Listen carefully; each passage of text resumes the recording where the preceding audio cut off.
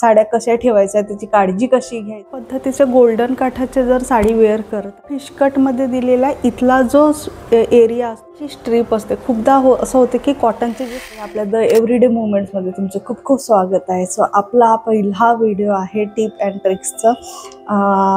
जेवढ्या पण टिप्स आहेत आणि ट्रिक्स आहेत ते सगळे आहेत साडी वेअरिंगला किंवा त्याच्या रिलेटेड जेवढे पण गोष्टी आहेत त्या सगळ्या गोष्टींच्या टिप्स आणि ट्रिक्स आजच्या व्हिडिओमध्ये मी इन्क्लूड करणार आहे.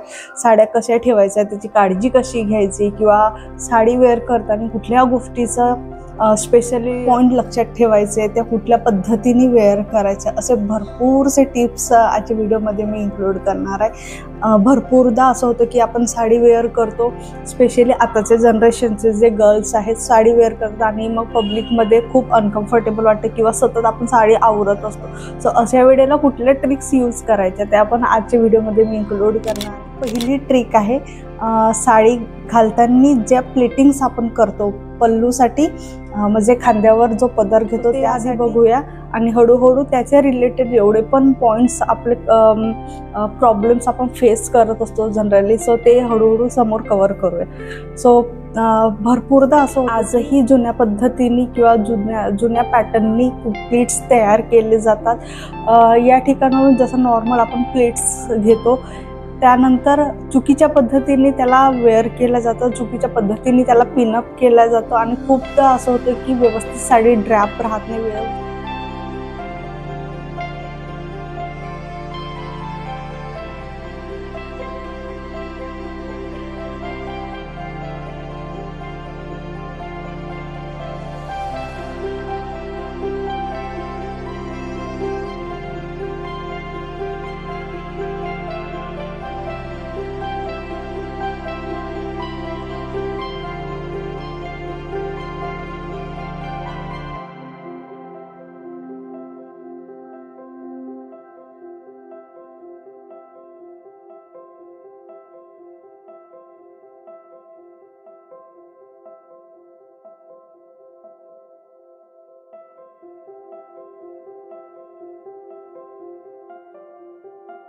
भरपूरदा असं होतं की साडी घालून आपल्याला ट्रॅव्हल करायची गरज पडते, लाईक ऑफिस झालं, कॉलेज झालं किंवा लहान मुलांना घेऊन आपण लाँग ट्रॅव्हलिंगला जातो किंवा एका गावावरून दुसऱ्या गावावर एखाद्या फंक्शनसाठी आपण ट्रॅव्हल करतो. अशा वेळेला साडीला भरपूर पिन्स लावलेल्या असतात आणि साडी फाटण्याचे खूप जास्त चान्सेस असतात. ठीक आहे, जे तुम्ही यूज करू शकता अशा पद्धतीची पिन सगळ्यांकडे अवेलेबल असते आणि व्हाईट मोती किंवा कुठलाही मोती जर असेल तर तो यामध्ये पुट करायचा एंडपर्यंत.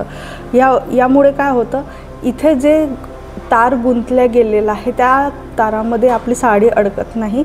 कारण भरपूरदा असं होतं की साडी जेव्हा खूप ताणली जाते, खूप खेचल्या जाते, त्यावेळेला प्रॉपर साडी याच जे राऊंड क्रिएट केला आहे त्याच ठिकाणी बहुतांश वेळेला ती गुंतल्या जाते आणि मग ती फाटल्या जाते. सो ती गोष्ट होऊ नये किंवा तो प्रॉब्लेम होऊ नये म्हणून यामध्ये छोटंसं एक मनी पुट करायचं आणि त्यानंतर मग तुम्ही या पिनला यूज करू शकता. हे होतं साडी घालतानाचे काही टिप्स आणि ट्रिक्स जे आपण फॉलो करू शकतो. पण काही आपण इनर्स यूज करतो, लाईक पेटीकोट झाले, इनर्स झाले. सो भरपूरदा असं होतं की स्पेशली नेट साड्यांमध्ये जे इनर घातले जातात, जे पेटीकोट घातले जातात ते प्रॉपर वेने घातल्या जात नाही किंवा प्रॉपर स्टाईलचे घातल्या जात नाही. त्यामुळे एक स्पेसिफिक वॉकनंतर पेटीकोट बॅक साईडने फोल्ड होतो, लाईक ही आपली नेटची आणि हा पेटीकोट आहे. एक स्पेसिफिक वॉकनंतर जर पेटीकोट चुकीचं असेल किंवा चुकीच्या साईजचं असेल तर तो पेटीकोट बॅक साईडने या पद्धतीने फोल्ड होतो. एवढ्या व्यवस्थित साडी घातल्यानंतर जर आपले इनरच व्यवस्थित राहणार नाही तर काही स्पेसिफिक वॉकनंतर काही अशा पद्धतीने ते पेटीकोट फोल्ड होतात आणि ते खूप विचित्र वाटायला लागतात. ते काहीतरी खूप विचित्र वाटायला लागतं आणि मी खूप ठिकाणी असं बघितलं आहे पब्लिक ठिकाणी की लेडीज खूप आवडीने नेटच्या साड्या घालतात, पण त्यामध्ये त्यासोबत वेअर केलेलं जो पेटीकोट जरी तुम्ही त्या कलरचं वेअर करत असणार तरीही ते ट्रान्सपरंट असतं कारण साडी ही नेटची असते. सो अशा वेळेला प्रॉपर फिटिंगचे आणि मार्केटमध्ये काही अशा पद्धतीचे पेटीकोट्स आहेत जे अजिबात फोल्ड होत नाही, जे प्रॉपर तुमच्या शेपनुसार असतात आणि प्रॉपर त्या नेटच्या साडीसाठीच ते तयार झालेले असतात. सो असेच काही पेटीकोट्स मी तुमच्यासोबत आज शेअर करते आहे, जे नॉर्मली आपल्या नेटच्या व्यतिरिक्तही साडीसाठी काही मी आज यामध्ये टिप्स इन्क्लूड करणार आहे. जर प्रॉपर वेनी साडी घालायची असेल, असं वाटतं आहे की आपली साडी फुगायला नको. खूपदा आपण खूप चापून चुपून साडी घालण्याचा खूप प्रयत्न करतो, पण काही साड्यांचा कापड असं असतो की ती कितीही चापून चुपून घातली तरी ती व्यवस्थित बसत नाही किंवा साडी घातल्यानंतर प्रॉपर एक शेप दिसत नाही. सो अशा वेळेला मार्केटमध्ये आता काही पेटीकोट्स अवेलेबल झालेले आहेत. ते पेटीकोट्स जर आपण यूज केले तर हे जे प्रॉब्लेम आहे साडी घालतानाचे किंवा साडी घातल्यानंतर जो आपल्याला शेप हवा असतो, सो तो शेप मिळू शकत नाही. सो या आपण घालत आहोत कुठलीही खूप हेवी साडीसाठी मी रिकमेंड नाही करणार, कारण हेवी साडीसाठी जे पेटीकोट्स असतात ते प्रॉपर कॉटनचे पेटीकोट्सच यूज करायचे, जे प्रॉपर टक केल्या जातात.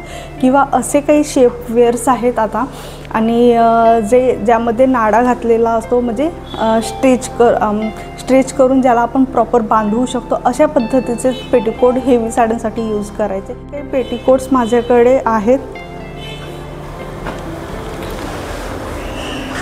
सो अशा पद्धतीचं शेपवेअर आपल्या मार्केटमध्ये आता अवेलेबल झालेले आहेत. हे आहे पूर्ण स्ट्रेचेबल पेटीकोट. याचं कापड जे येतं या ठिकाणावरून इलॅस्टिक दिलेली आहे, सोबतच या ठिकाणावरून टक करण्यासाठी अशा पद्धतीची डोरी दिलेली आहे. जर इन केस इलॅस्टिक खराब होत आहे तरी आपण या ठिकाणावरून याला टक करून व्यवस्थित टाईट करू शकतो.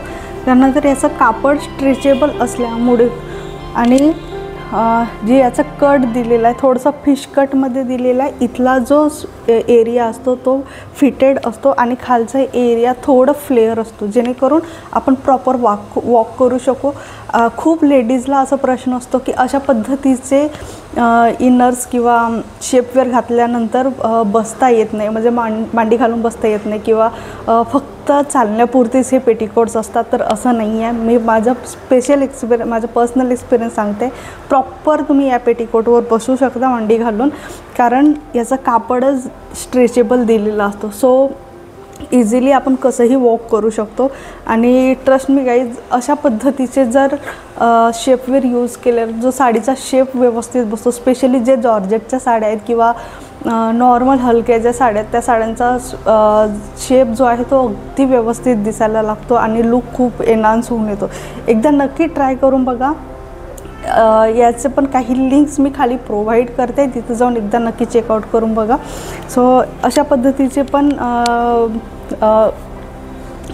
शेपवेअर्स मार्केटला अवेलेबल आहेत. हा थोडंसं होजरी आणि कॉटनमध्ये मिक्स आहे, पण स्ट्रेचेबल आहे. सो अशा पद्धतीचे पण आपण यूज करू शकतो.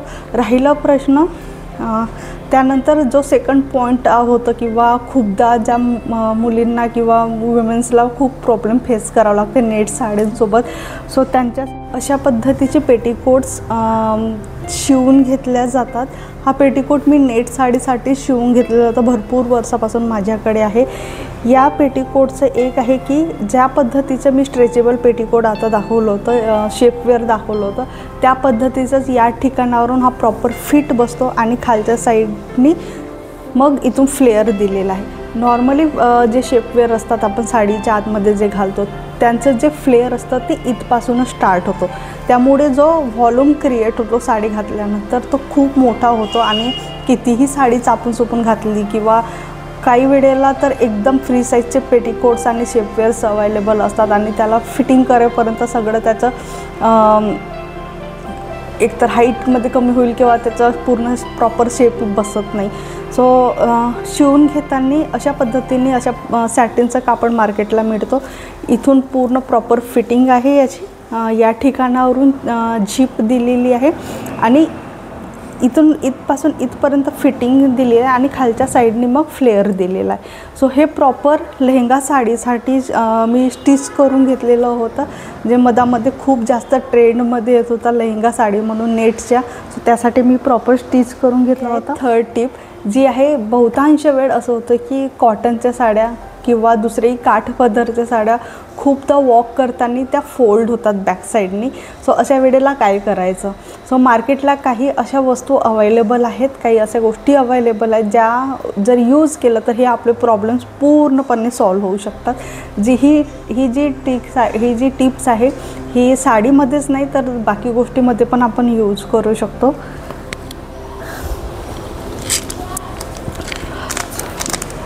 सो मार्केटला अशा पद्धतीचे स्ट्रिप्स अवेलेबल आहेत, भरपूर ब्रँड्स अवेलेबल आहेत. यातले काही ब्रँड्सचं कलेक्शन मी खाली डिस्क्रिप्शनमध्ये मेन्शन करते किंवा तुम्हाला स्क्रीनवर दिसत आहे अशा पद्धतीचे हे प्रॉडक्ट असतं. सो याची लिंक मी खाली डिस्क्रिप्शनमध्ये देत आहे. यामध्ये भरपूर स्ट्रिप्स असतात. मी खूप वर्षापासून याला यूज करते. या पद्धतीची स्ट्रीप असते. खूपदा असं होते की कॉटनचे जे साडी असतात ते किंवा प्रॉपर कॉटनमधले जे नसेल किंवा कितीही आपण त्याला प्रॉपर वेअर करण्याचा प्रयत्न केला तरी काही साड्या असतात जे प्रॉपर बसत नाही अंगावर, खूप फुगीर असतात. सो अशा वेळेला पदर पण त्याचा व्यवस्थित बसला जात नाही. तर त्यावेळेला अशा पद्धतीचे मार्केटला काही स्ट्रिप्स अवेलेबल आहेत जे आपण यूज करू शकतो. त्याचा बॅक साईड अशा पद्धतीने निघतो. ठिकाणावरून याला स्टिक दिलेली आहे जे प्रॉपर स्टिक होतो आहे. या साईडनी पण याला व्यवस्थित पूर्ण काढून घ्यायचं आहे आणि असं ट्रान्सपरंट एक स्ट्रीप तयार होईल दोन्ही साईडनी. सो अशी एक ट्रान्सपरंट स्ट्रीप असते कंप्लीट. मी वन साईडनी काढून घेतलेलं आहे कारण आता पूर्ण काढेन तर पूर्ण माझ्या हाताला चिपकलं जाईल. सो म्हणून मी वन साईडच काढलेलं आहे.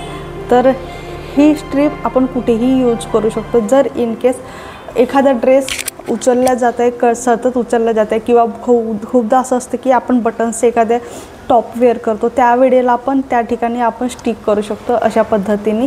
किंवा साडी ज्या वेळेला फोल्ड होते तर साडीला एक साईड जी आहे ती साडीला स्टिक करायची आणि दुसरी जी साईड आहे ती पेटीकोटला. पद्धतीने काय होईल, साडी आणि पेटीकोट हे सोबत स्टिक झालेलं राहील आणि त्यामुळे साडी कुठेही फोल्ड होणार नाही.